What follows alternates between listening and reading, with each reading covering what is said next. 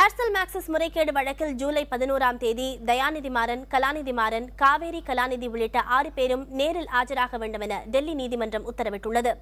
இந்த வழக்கில் அமலாக்கத்துறை தாக்கல் செய்த குற்றப்பத்திரிகை மீதான விசாரணை நீதிபதி OP ஷைனி முன்னிலையில் நடைபெற்றது. அப்போது மாறன் சகோதரர்கள் உள்ளிட்ட 6 பேர் மீதான குற்றச்சாட்டிற்கு முகாந்திரம் இருப்பதாக அமலாக்கத்துறை தெரிவித்த வாதங்களை ஏற்றுக்கொள்வதாக நீதிபதி தெரிவித்தார்.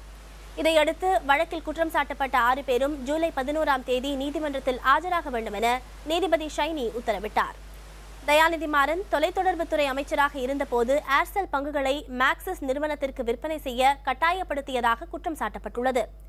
இதற்கு பிரதிபலனாக மேக்சிஸ் நிறுவனம் தனது துணை நிறுவனங்கள் மூலம் 742 கோடி ரூபாய் பணத்தை சன் நிறுவனத்தில் முதலீடு செய்ததாக அமலாக்கத்துறை குற்றம் சாட்டியிருக்கிறது.